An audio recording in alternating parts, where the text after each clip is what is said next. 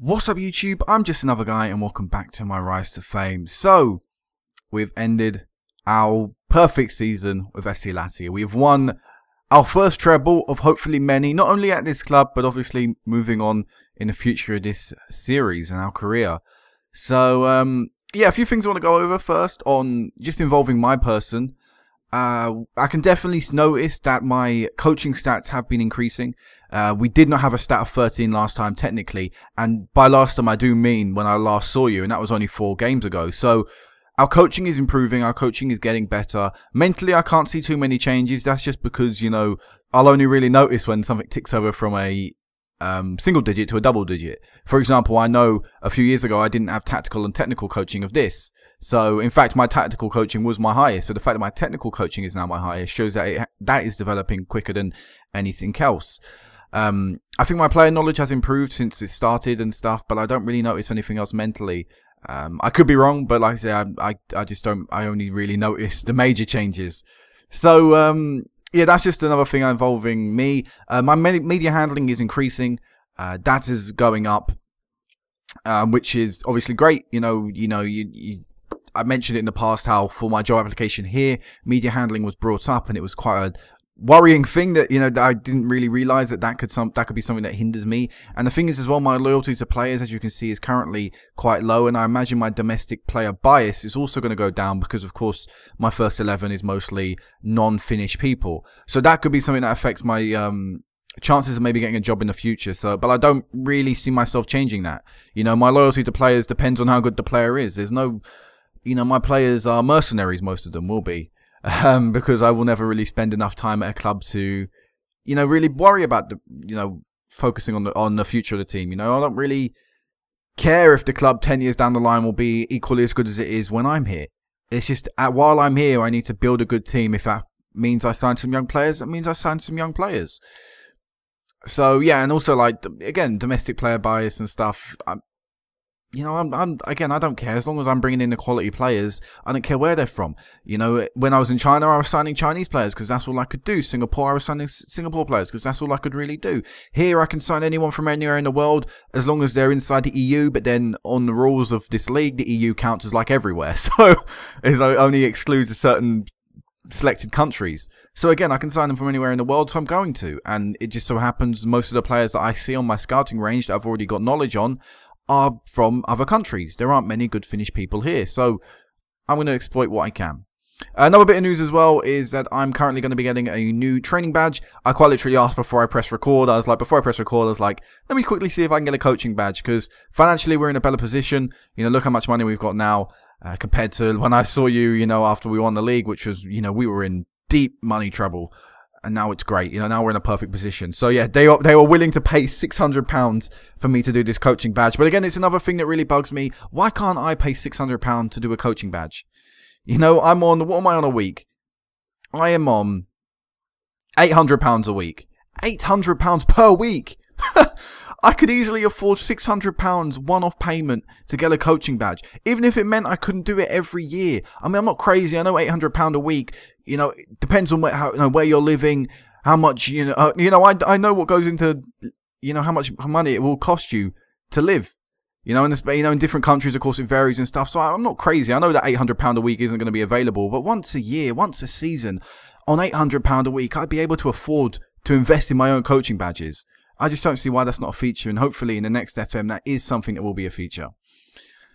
But yeah, that's, you know, yeah, a coaching badge. So let's go through the final few fixtures before we start looking at the overall of things. So, yep, after we won the cup final at MYPA with our 3-1 victory, we continued on in the league, and we continued we started an undefeated streak, because of course we lost to MYPA last time in the league. So now these 3 games that we are undefeated with so far will hopefully go on into next season. So we beat TPS 3-1, a nice comfortable victory. Callum McManaman scored against us, which was quite a neat little thing to see. In fact, has he not got a contract here?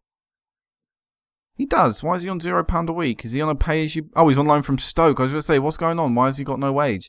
Actually, a really good player. Look at them. Look at their mentals. That is incredible. 18 determination, 17 flair, 17 teamwork. This is a guy I'd love to have on the wing. I just get a report on him. He may be someone we sign in the future. But yeah, Callum McManaman scored against me, which is just a cool, neat little thing. Another English player in this league. And we beat FC Haka 2-0. Again, another really easy, comfortable game. Henrik Ojala scored his first and only ever league goal for the club. He played for our second team, of course, and scored for them. But yeah, he contributed. Not only did he score in the final, which was his first ever goal for the club, I believe. That it was. So, he scored his first ever goal for the club in the cup final. Which is the perfect time to score your first and ever goal for the club. And then he scored his first and only ever league goal for the club against FC Haka. He is leaving at the end of the season, Ojala, which is why he will be his only ever league goal. And also against Honka, we drew 0-0. They got themselves a man sent off in injury time, or just as it ticked over to injury time. But yeah, it was, I knew, I was surprised that we even won these two games, because they were nothing. We'd already won the league. We'd already won everything. We'd got a treble. But still the team continued to perform, which is just great. Great mentality to have. Normally you'd expect your players to sort of dip once everything's won. But it didn't happen until the last game, where we sort of let ourselves down. But again, last game, I didn't really care at that point.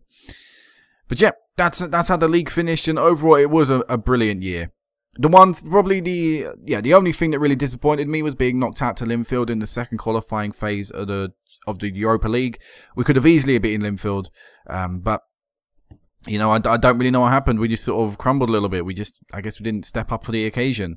And but apart from that, I'd say everything else I was happy with. We lost to HJK. How many times did we lose to them? 2 times. We lost to them twice this season. I'm fine with that. Okay, probably I'm not happy with that. The hefty 3-0 defeat, that's not really acceptable. You don't want to lose to a rival's 3-0. 2-1, 1-0, 1-goal margin. That's sort of that's a little bit better. But you never want to lose to your team. You never want to lose to your rivals 3-0. So that was a disappointing defeat. And also this one against IFK. And that's a little bit of a disappointing defeat. But, that's being so nitpicky. When I can pick out 3 league defeats in the entire season and say I'm disappointed that we got one, and I'm disappointed by the margin of one of the defeats. It's been a really good year. There's no arguing.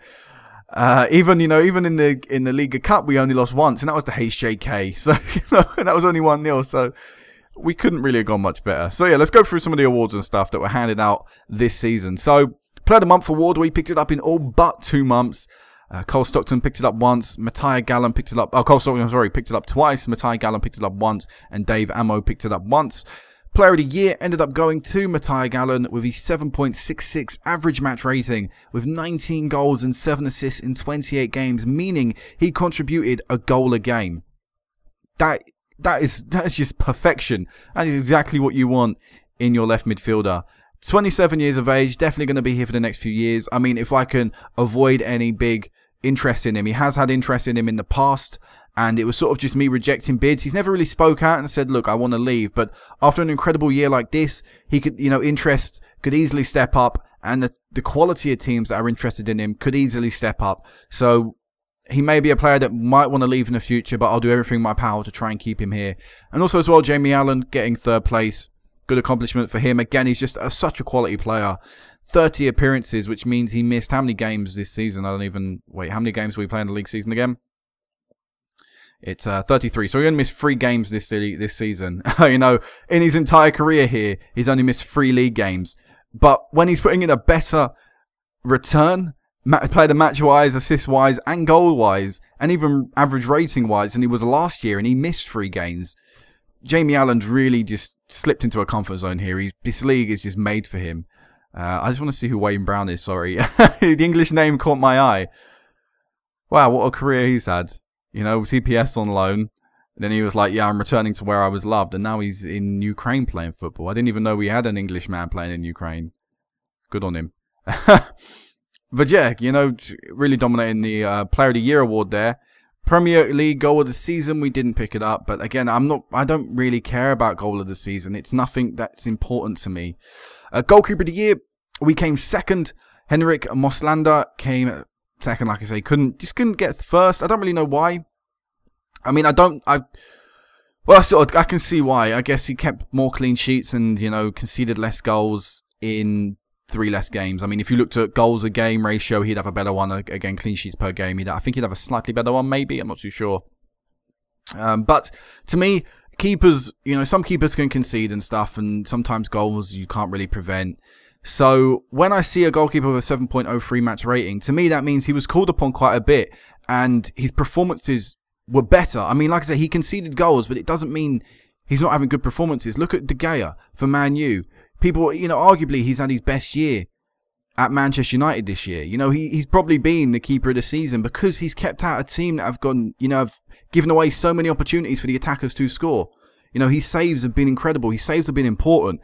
And to me, that's where our keeper probably deserves this award a little bit more than the other guy. And look at this guy. He's won it for 5 years. I mean, clearly there's some bias going on there. But hopefully a new keeper will bring it in this year. Yes, I do want to bring in a new keeper. So hopefully our new keeper this year can win Goalkeeper of the Year. Nothing's been done yet. So, you know, next time I see you, we'll hopefully have a new keeper. Defender of the Year went to Kazim Abdullah in his first ever year for the club. But I mean, 7.6 match rating. Who can argue with that? You know, you'd have thought he's winding down with his career. 32, stepping down from the French league into our league is a step down. But his performances have stepped up incredibly well. And also Charlie Taylor, I believe, gets second. Again, no, he got third last year, but he gets second. So Charlie Taylor, another good year from our fullbacks. And look at that, both fullbacks in there. And that's because they contribute so much, not only defending, but also going forward. And obviously that helps their ratings, getting assists and goals and stuff like that. Midfielder of the Year went to Matthias Gallen, obviously, and Jamie Allen came third. I mean, there's no difference there to team for Player of the Year. And Cole Stockton picked up Striker of the Year. Again, you can't really argue with that. 26 goals in 30 games. Top goal scorer in the league. 7.57 match rating. 6 assists as well. Cole Stockton, again, even better than he was last year. So I don't see who's going to stop us next year. I really don't. Fair Play Award, I don't even know what this is. I guess it's people that don't get booked or whatever, but somehow Cole Stockton came third and second, and there was no third place. I guess there's never a third place. But yeah, Cole Stockton won it last year and came second this year. I don't even know what it is. I don't know how you get nominated for Fair Play, because Fair Play is no bookings and stuff, isn't it? You know, normally people get, because of course in Europe there are like 3 additional Europa League places gifted to teams that have got good Fair Play records or something like that. And that means you give away the least fouls and least yellow cards and red cards. I know Fulham got it one year; they won that Fair Play thing. So yeah, I don't know. Like I say, I don't know why this is a thing, but obviously strikers are going to get it. Their role isn't to tackle people. Goal of the Month, we never picked it up, but again, don't really care. I don't really know. I clicked on it. Manager of the Year went to me. No surprise. 2 years in a row now. You know, obviously I should be getting it with an incredible year like this. Only 25, bear in mind my manager. Already picked up 2 Manager of the Year awards, which means in my career that has consisted of 1, 2, 3, 4, 5, 6 seasons. I say, you know, obviously I'm only 25. That doesn't really make sense, but of course I had half years in places I got sacked. But in 6 seasons that I've ended with clubs, I've picked up 2 awards. I've got a 3rd success rate for Manager of the Year awards. I should be obviously recognised for that. And also I picked up Manager of the Month on 3 occasions and probably came 2nd or 3rd in all the other months. Oh no, I didn't get 2nd or 3rd in that month. Must have been rigged. What next? What can we go to next? Most league goals. HJK picked it up. Actually, no, they didn't, because that's never been handed out, that award, for some reason. Most player of the matches. Matthias Gallen got it with 6. Because he played 2 less games than Jamie Allen, who also got 6. And in 3rd place is a 19-year-old Brazilian, Luca, who looks like a bit of a beast. I may have to get a report on him. But he came 3rd with 5. So, what's next? Premier League most assists. We didn't actually get that this year. Oh, we didn't get it last year either. NYPA seemed to get it constantly. Jamie Allen came 2nd yet again. How many did he got 1 more assist than he did last year, but I mean 19 assists by this guy. Again, you can't really compete with that. Oh, he's actually right-sided. Get a little report on him because I might improve that right side of the pitch. And Bastian came 3rd. You know, right attacking mid, who actually started quite a few games due to the fact we had injuries to Ammo and stuff. Surprisingly got a load of assists. I didn't even know he was that high in the assist ranking. Rookie of the Year, we didn't pick that up. It went to a 17-year-old Finnish guy. I'm pretty sure there is some bias towards that there. Wait, who did he play for? Oh, the 2nd team for Fonka. Oh, of course, yeah. But yeah, I'm pretty sure they were a little bit biased there, maybe. Well, actually, looking at it, yeah, I would say there's a little bias there, because the 19-year-old who played 26 games and got the same match rating should get it because he played well over a longer period, more games. But whatever, yeah, like I said, sure, some bias towards him. And team of the season, we picked up 5 players in this. What did we get last year? We got 4, so stepping it up this year. Our goalkeeper got in team of the year. That just says how he didn't get goalkeeper of the season, I don't know. Abdullah, Taylor, Allen, and Stockton, obviously the guys. I'm surprised Gallen didn't get in there. Matthias Gallen. We probably could have had every player in there. In fact, let's look at our probably best starting 11. Or, the best starting 11 would probably consist of Stockton, Arthur Worry would come in. Picard probably stay in the team. Bastion, you probably wouldn't get in the team. So yeah, look at our best 11 and look at the average ratings. 7.36, 7.58, 36, 51, 6.90. That's probably the worst. That is the worst in our team. Disappointed with that position. Can't seem to find a good ball-winning midfielding defender for some reason. But yeah, look at the whole team and how all of them, apart from the centre mid, didn't get in team of the year. You know, that doesn't add up. They were better than everyone else in this league, in this team. Especially this guy. How did he get in it? 6.86. Why is Gallen not there? That's just baffling. And top goal scorer, you already know, Cole Stockton picked that up. And Gallen came 3rd. Even more baffling one, why he didn't get in it. But yeah, you know, we wiped the floor with this league. Looking to do it again next season. Like I said, a few positions I want to improve on. I think we need a new goalkeeper. I think that's definitely an area we need to improve upon. I think we could do with a new right mid. I mean, not because they're playing badly.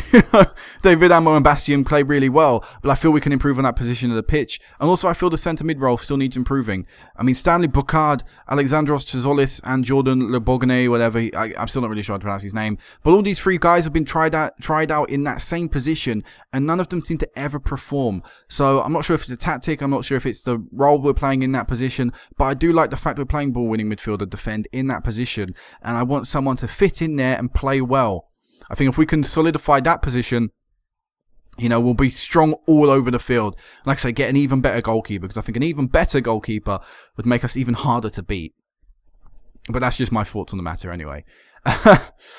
Transfer-wise, we've got a few people leaving the side, so we're going to go through them. William Lidquist, he's going off to NYPA, so he'll be returning to hopefully play us in the future. Don't really think he's that good of a player. I mean, he was probably our 4th choice. By the end of the time here, anyway, he was our 4th choice. He started off the season with his 3rd choice. Bruno Wilson was just really good this year, so in the end, Bruno Wilson went up in my pecking order. So, yeah, you know, I don't think he'll be too missed, you know. I don't think he'll come back here and haunt us. I mean, he might get a goal. He might play relatively well, but he won't be the sole reason why NYPA finish above us in the league table. Connor McLaughlin, he's going off to FC Inter. This guy I'm probably a little bit more worried about. Connor McLaughlin is a quality player, really is. But he just wasn't happy with the amount of games he was playing. Ended up finishing the season playing 12 league games and, you know, appearing in a grand total of 23. I don't know why it took me so long to calculate. 23 appearances in all competitions. So it wasn't like he rarely featured. It's just that he didn't feature enough to satisfy his need, satisfy his thirst for first team football. So, you know, he's going out. So yeah, that's a little bit worrying because FC Inter are in our league, but FC Inter themselves are not a particularly great team. So, I mean, an improvement to the right back position won't exactly propel them to the next level. I mean, it will help them, obviously, but it won't propel them up the level they need to be. And Ojala is leaving to IFK. Again, I've no real worries about this guy. He's a good player, but he's not a great player. He has the potential to be, but, you know, he's not exactly needed here. We can easily get another youth player to cover him. We can easily bring in another guy for a year who can sit on the bench. But yeah, you know, those are all the transfers that are going out. We've got no actual action to talk about yet in terms of the ins. I haven't really thought too much about the ins yet. Just a lot of scouting right now going on. No official bids or movement or anything from our point of view or our behalf. So yeah, I think this is it. I think this is all I can go through. I don't really know what else. Champions League, of course, in the summer, which is going to be great. But that'll be halfway through the season. So we've still got a long time until then. And, you know, we've got a lot of preparation and stuff. So yeah, I think this is going to be it. Next time I'll meet you back will be after the Liga Cup sort of stage of the season. It will be either in the final itself, where we could hopefully live-com another cup win, or it will be after the point we get knocked out, just before the first league game of the season. And what I may do as well, what I probably will do actually, is I'll do a live-com no matter what. So if it is the cup final, it's the cup final. If we get knocked out, it'll be the first league game of the season. So either way, you have a live-com to look forward to. So until next time, guys. Peace out.